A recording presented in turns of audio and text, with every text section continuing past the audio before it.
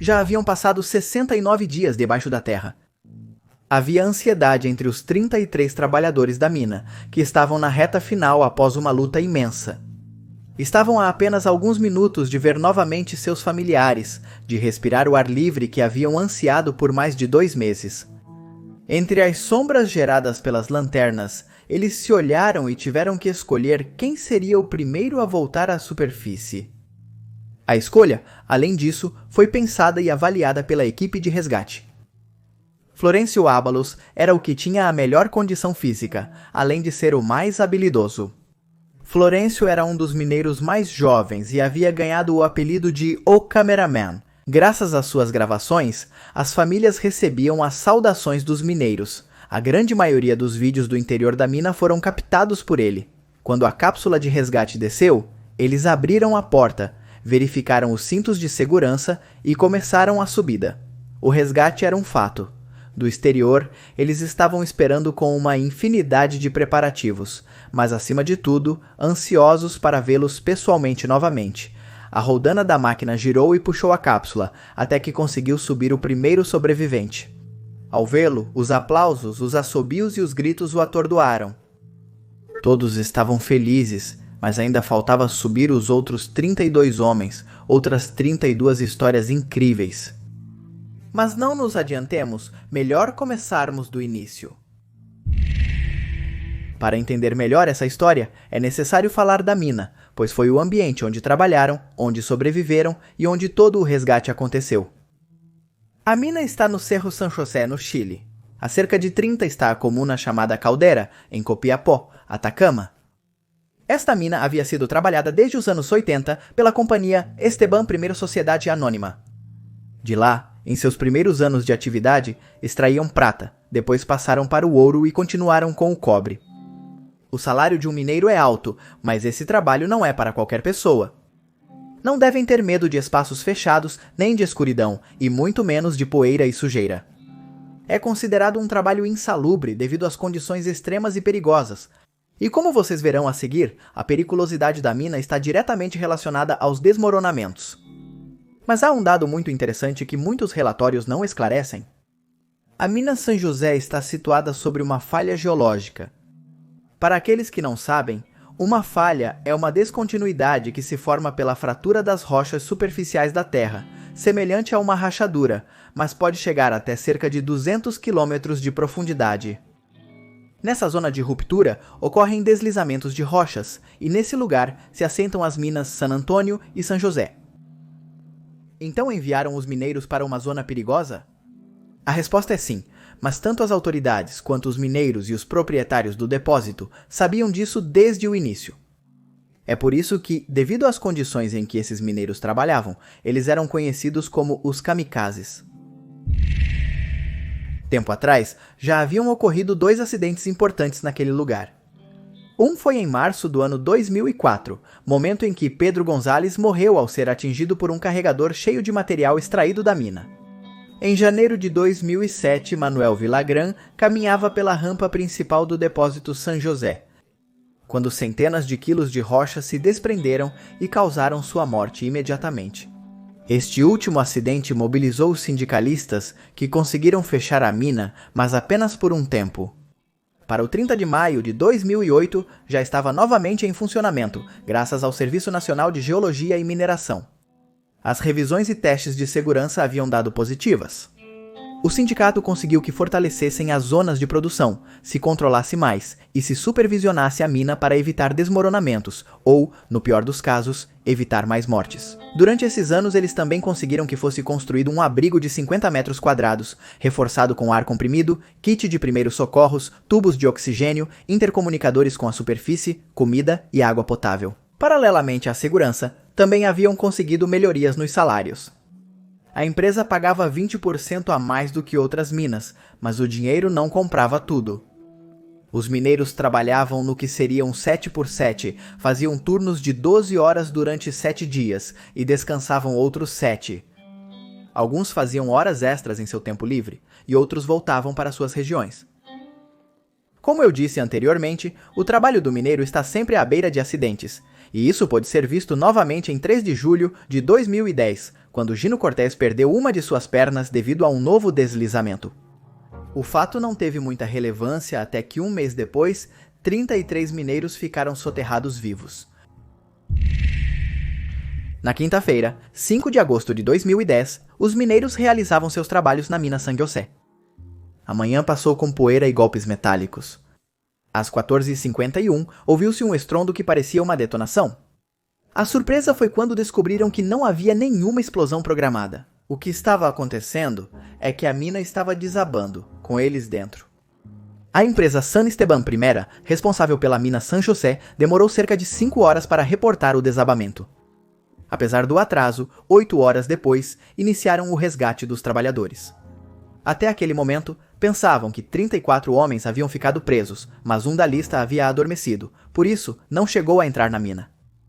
Diante da notícia, os familiares dos mineiros se deslocaram até o depósito e se instalaram ao redor da área. A esse lugar de espera, ansiedade e fé, chamou-se Acampamento Esperança. Em algumas horas, a operação de resgate chegou a somar cerca de 130 pessoas. O Escritório Nacional de Emergências do Ministério do Interior foi o responsável por confirmar as identidades dos mineiros que estavam sob a terra. Mais adiante vou contar a vocês um por um quem eram esses mineiros e quais eram suas histórias, porque algumas são muito interessantes, e durante as primeiras 48 horas, os mineiros tentaram sair por uma das escadas de segurança que estava localizada na ventilação do refúgio. Para que tenham uma ideia da distância, eles estavam a quase 700 metros abaixo da superfície.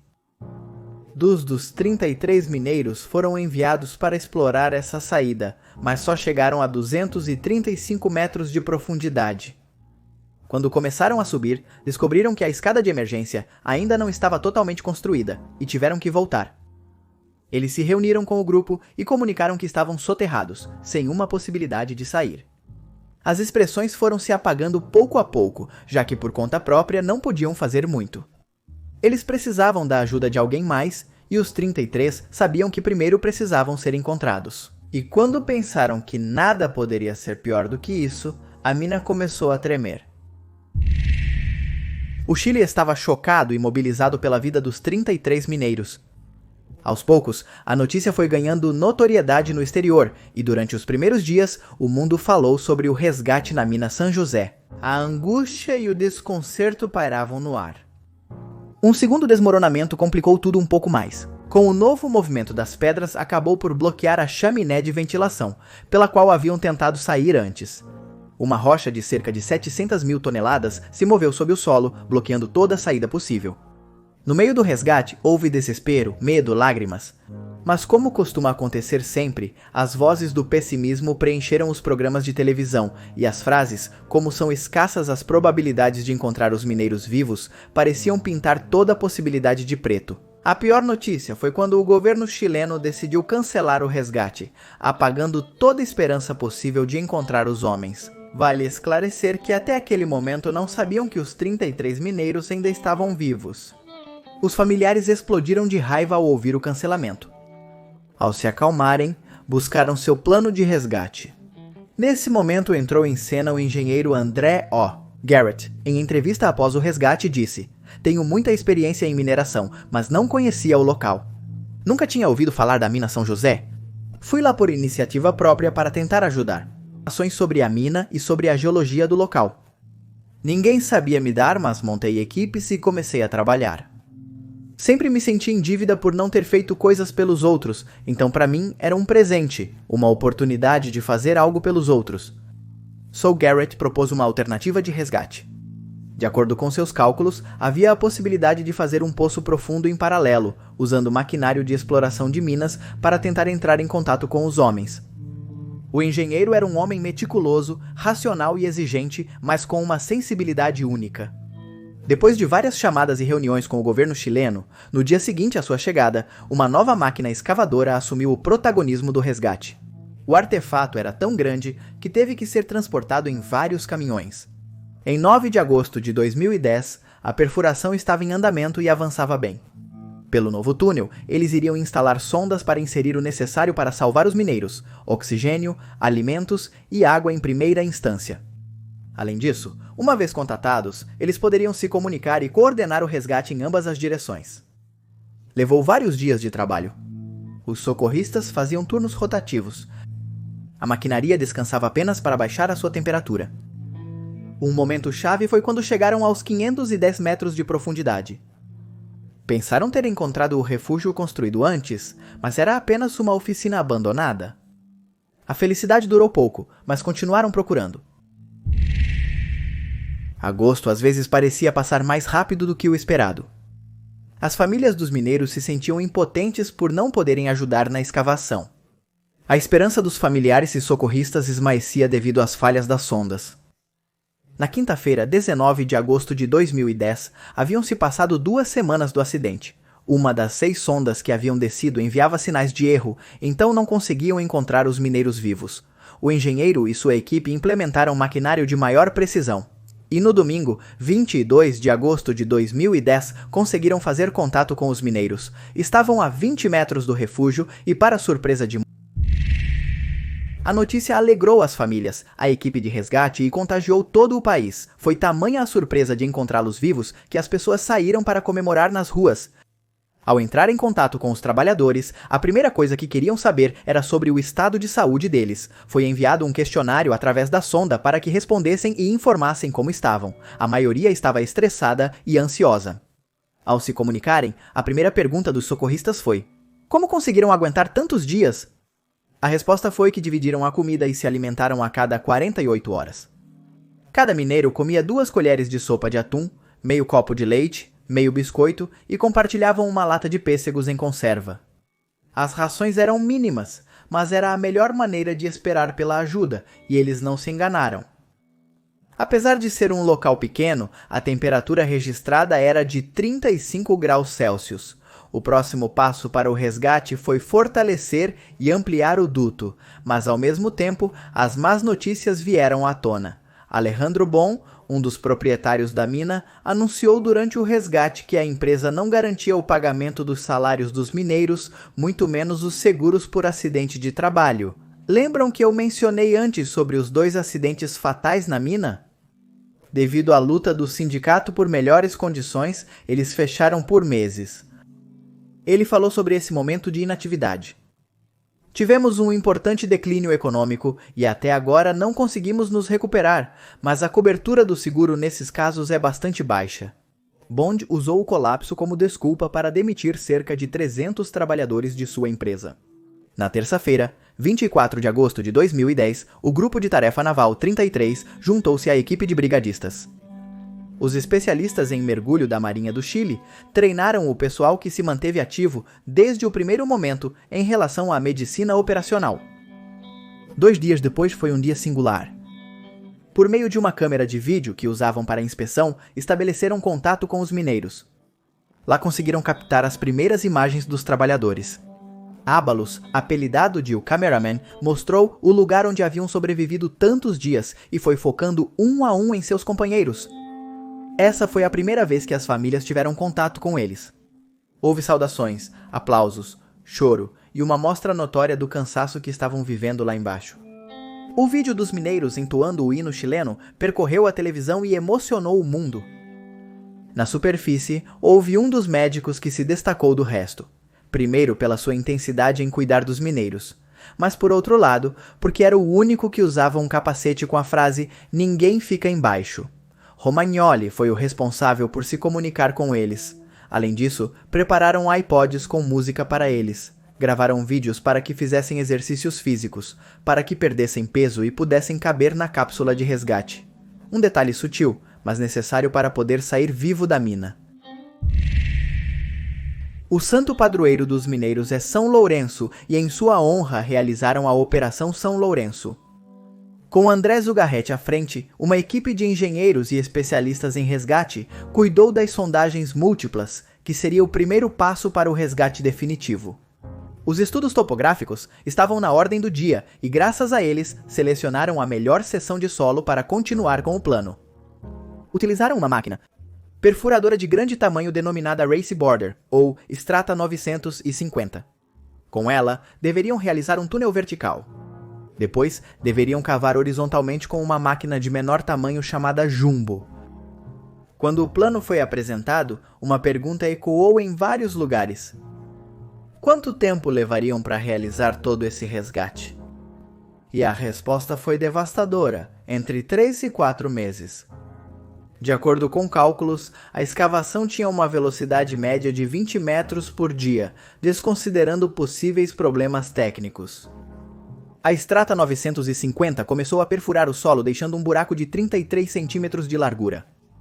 Após o seu trabalho, eles precisavam duplicá-lo, para poder retirar uma pessoa pela cápsula de resgate que seria puxada da superfície como se fosse um elevador. Essas cápsulas eram chamadas de Fênix e foram projetadas pelo engenheiro Alejandro Poblete Villablanca. Essas estruturas metálicas podiam se mover dentro de um duto com facilidade graças às pequenas rodas que continham em suas laterais. Em seu interior, estavam equipadas com oxigênio, microfone, alto-falantes, arnês para segurar a pessoa resgatada e outros suportes para poder chegar à superfície sem nenhum problema. Mas o que acontecia se esse plano não desse certo? O que acontecia se nesses 700 metros eles encontrassem pedra dura? Os engenheiros tinham um plano B, como se fosse um filme futurista. Os engenheiros tinham um plano B, como se fosse um filme de ficção científica. A máquina de resgate T-130, chamada pelas pessoas da mina de Transformer, poderia se tornar o trabalho que complicaria para a pequena Strata 950. A T-130 chegou à mina no dia 3 de setembro e iniciou suas operações o mais rápido possível, para trabalhar ao lado da outra. O plano A e o plano B trabalharam juntos para acelerar o tempo de resgate. Como se costuma dizer, não há 2 sem 3. Surgiu então um plano C com maquinaria mais pesada, mais especificamente para cavar poços de petróleo. O bom era que fazia buracos de 70 centímetros de diâmetro com uma única passada. Por ser tão grande, eles não esperaram que houvesse um problema nas perfurações e preferiram ser precavidos. No 19 de setembro de 2010 conseguiram levá-la à mina. Eles tiveram que construir uma base especial de concreto para suportar tal peso. Quando conseguiram colocá-la em posição, deram a ordem para que também começasse a perfuração. Para o 30 de setembro daquele ano, os familiares dos mineiros soterrados processaram a empresa por 12 milhões de dólares. Mais tarde, a demanda dos próprios mineiros seria adicionada, mas essa é outra história que contarei mais adiante. Ao mesmo tempo, eles assistiram aos mineiros e entregaram a roupa para o resgate, capacetes especiais e óculos filtrazol de alto grau para evitar danos por iluminação repentina quando chegaram à superfície. O fim da perfuração coincidiu com o começo de um novo mês. Ao que parece, outubro seria sinônimo de encontro, de ar puro e de liberdade.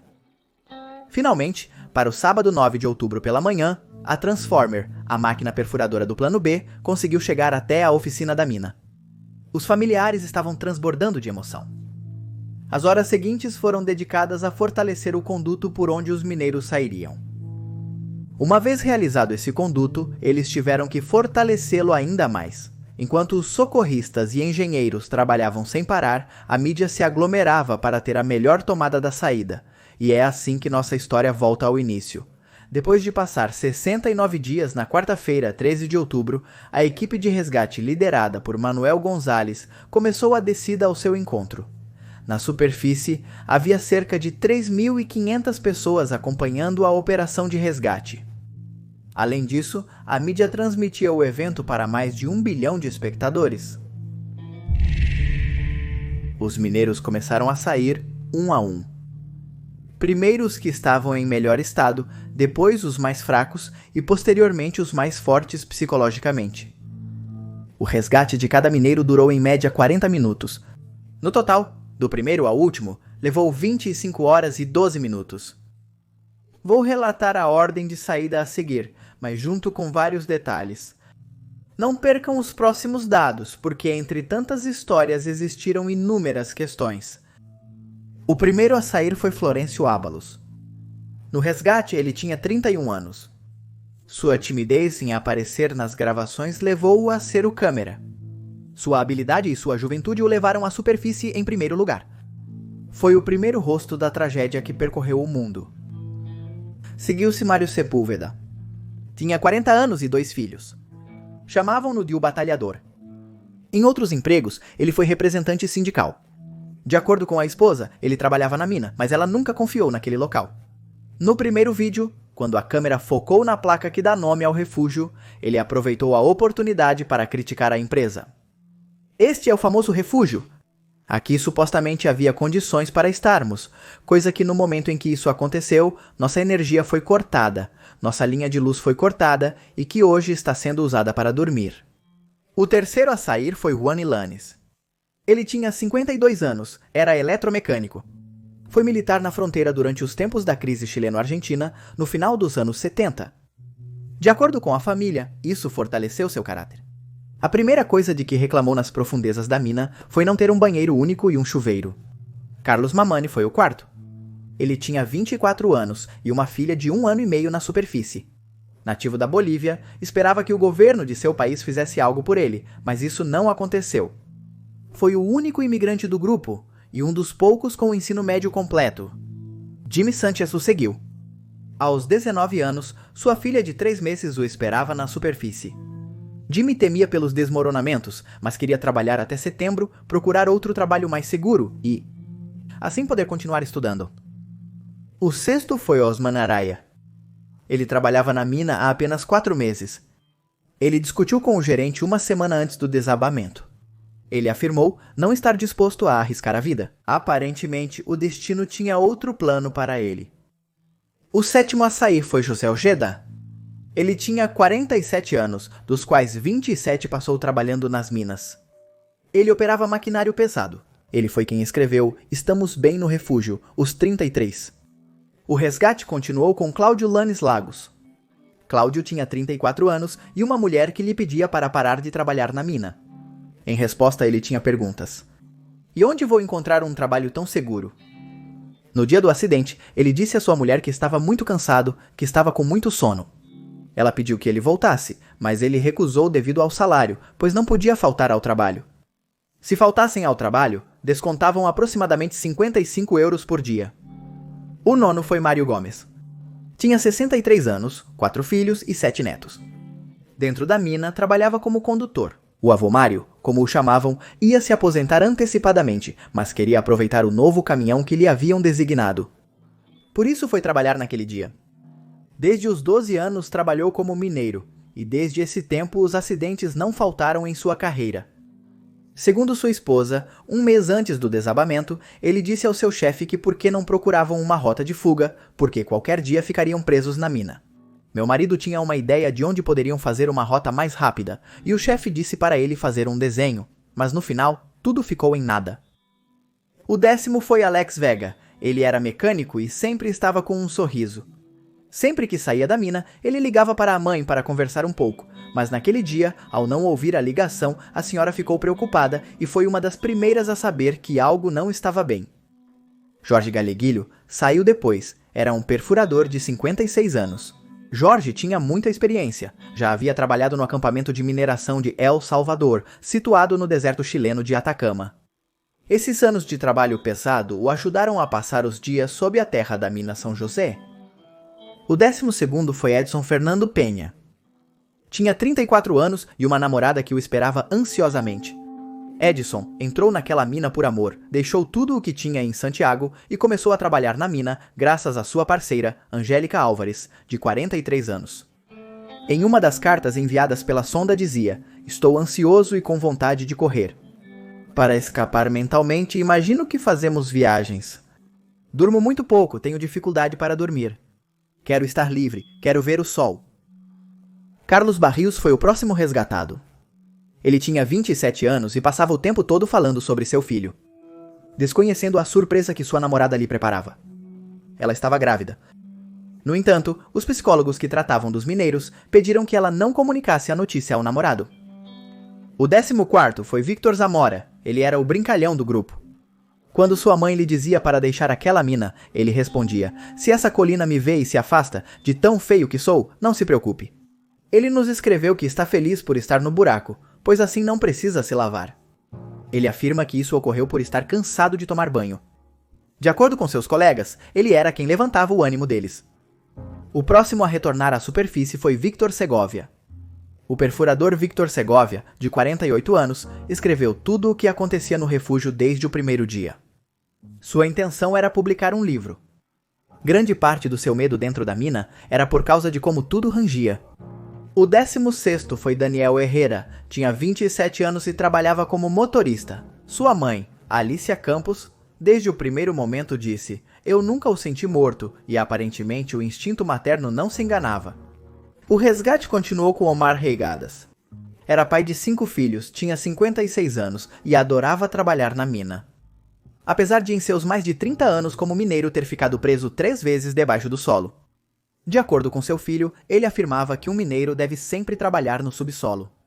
Já Esteban Rojas atuava como carregador de explosivos.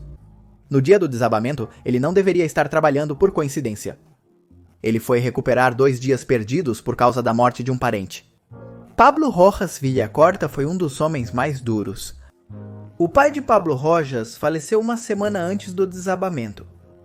Segundo seu filho, ele era um carvalho, as balas não o atingiam. Ele poderia ter tirado 3 ou 4 dias de folga para o luto, mas não quis tirar nenhum. Dario Arturo Segovia foi o 20º resgatado. Era um homem de 48 anos, estava acostumado a estar com muita gente porque tinha 13 irmãos e 6 filhos. Dario estava na mina há 3 meses e esperava montar um negócio de verduras. No dia anterior, a 5 de agosto, ele disse à sua parceira que a mina estava prestes a se estabilizar e que não gostaria de estar no turno de trabalho quando o desmoronamento acontecesse. Mas ofereceram-lhe horas extras e ele não pôde recusar por necessidade. Por aquele dia de trabalho, ele iria ganhar o equivalente a 140 euros. Johnny Barrios o seguiu, e com ele uma história particular. Aos 50 anos, ele gostava de trabalhar como enfermeiro. Ele era o responsável por comunicar à equipe de resgate todos os relatórios sobre análises médicas dos colegas. A história de Barrios ficou conhecida pelos problemas na superfície. Ele foi casado com Marta Salinas por 28 anos e, sem se divorciar, foi morar com Susana Valenzuela. A briga entre ambas no acampamento para assumir as contas de Barrios foi mostrada em vários programas de TV. Talvez por isso Barrios chegou a dizer: "Estou bem, mas tirem-me deste buraco, vivo ou morto." Samuel Ábalos foi o 22º. Tinha 43 anos e 3 filhos, segundo sua parceira. Ao ver que ele não me ligava, pensei que ele tinha voltado ao vício porque grande parte de sua vida foi cercada por álcool e drogas. O resgate número 23 foi Carlos Buguenho. Ele tinha 27 anos e em sua primeira carta para sua mãe disse: "Resgate minha mochila do vestiário, tenho dinheiro que recebi." Ele não queria perder nada do que havia ganhado porque precisava disso. A contagem regressiva dos últimos dias começou com José Henriques. Ele era o guia espiritual. De acordo com uma das filhas, ele afirmava que o morro estava amaldiçoado. No vídeo, seu companheiro Mário Sepúlveda, do qual já falamos antes, o apresentou como Dom José. O homem tem altos conhecimentos relacionados ao espiritual, que a verdade é que neste momento nos ajudou muito a todos nós. O 25º a ser resgatado foi Renan Ábalos. Ele tinha 29 anos e estava apenas 5 meses como mineiro. Ele era o irmão mais novo de Florencio, o primeiro a sair. Eles eram de Valparaíso, onde costumavam sair para montar nos cavalos de seu pai.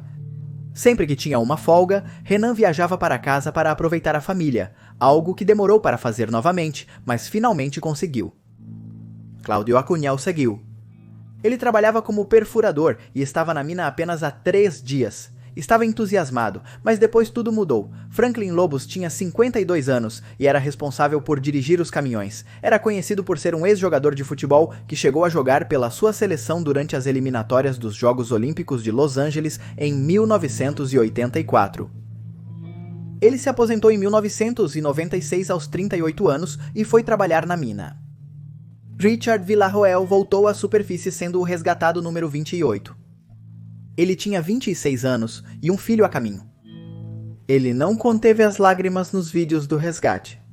Segundo sua mãe, ele era como uma criança no corpo de um adulto. Foi seguido por Juan Carlos Aguilar. Ele tinha 49 anos e dedicou quase metade de sua vida como mineiro. Ele sofreu vários acidentes e foi por isso que queria deixar a mina para passar mais tempo com Carla, uma de suas filhas. O 30º a sair foi Raul Bustos. Tinha 40 anos, 2 filhos e começou a trabalhar como mecânico na mina depois de ficar sem trabalho após o terremoto de fevereiro de 2010. Entre os últimos resgatados estava Pedro Cortés, era eletricista e com seus 26 anos sofreu vários acidentes. Em um deles, perdeu um dos dedos da mão e para que não os processasse, a empresa o promoveu a maquinista. Estava trabalhando nessa posição quando a placa de terra caiu. Depois, eles retiraram Ariel Ticona, que era operador de maquinário pesado. Foi um dos homens que não quis aparecer no primeiro vídeo. Estava trabalhando para esperar em melhores condições sua bebê que estava a caminho. Ariel pediu por carta à sua parceira que a chamasse de Esperança, o mesmo nome do acampamento que foi montado ao pé da mina. O último resgatado foi Luiz Urzúa Iribarren. Ele tinha 54 anos e 2 filhos. Era o líder dos confinados, como eles se chamavam. Urzúa estudou topografia. Estava trabalhando na mina São José há 2 meses, mais 31 anos como mineiro. O psicólogo que os tratou durante todo o resgate disse: "O cara deve ter algo extraordinário." E acrescentou: "Não deve ter sido fácil manter a ordem lá embaixo durante 17 dias, quando tinham que se alimentar com 2 colheres de atum a cada 48 horas. Preciso mantê-lo bem inteiro até o final." E ele cumpriu com louvor os desejos do psicólogo. A subida, à medida que chegavam à superfície, foram atendidos pela equipe de emergência. À medida que chegavam à superfície, foram atendidos pela equipe de emergência. As famílias os abraçaram como se tivessem renascido. Entre as pessoas que esperavam ver, procuraram renascer. Entre as pessoas que esperavam ver, procuraram cumprimentá-los. Pediram que autografassem seu capacete, que hoje é um símbolo de perseverança. Eles, como uma retribuição de favor, deram-lhe uma pedra. Aparentemente disse que dentro dela há uma grande quantidade de ouro, mas Romagnoli não pensava em vendê-la. Após os aplausos e as lágrimas, o problema na mina levantou a voz de muitas pessoas, que apontaram contra a empresa operadora da mina São José e o governo. O presidente Pinheira foi apontado por tentar capitalizar o resgate para ganhar popularidade. A promotoria de Atacama abriu uma investigação penal em busca dos responsáveis pela tragédia. No entanto, não chegou ao resultado esperado, não houve culpados diretos. Uma vez fora da mina, os sobreviventes foram convidados para programas de televisão em vários países, mas depois de alguns meses só eram lembrados para o aniversário da tragédia em 5 de agosto de 2010. Com uma história tão impressionante por trás de cada mineiro, foi realizada a gravação do filme chamado Os 33, interpretado entre outros por Antônio Bandeiras e Mário Casas. O filme foi baseado no livro Na Escuridão. Além da boa aceitação do filme, os mineiros não estavam satisfeitos com o resultado do mesmo, muito menos com o seu conteúdo. Curiosidade, nenhum deles recebeu lucros do livro nem do filme, porque cederam seus direitos sob uma má orientação jurídica. A maioria dos 33 homens conseguiu monetizar suas experiências por meio de entrevistas, mas com o tempo foram esquecidos, à espera de um reconhecimento que nunca chegou da maneira solicitada. Diziam que o Estado estava em dívida com eles. Lembram da demanda que mencionei? Bem, antes da chegada do coronavírus, os mineiros ganharam uma indenização contra o Estado chileno. Aparentemente, eles iriam receber cerca de $100 mil, mas o Conselho de Defesa do Estado recorreu e a pandemia adiou o processo judicial. Os donos da mina São José não indenizaram os mineiros por falta de provas para responsabilizá-los pelo desabamento que impactou suas vidas.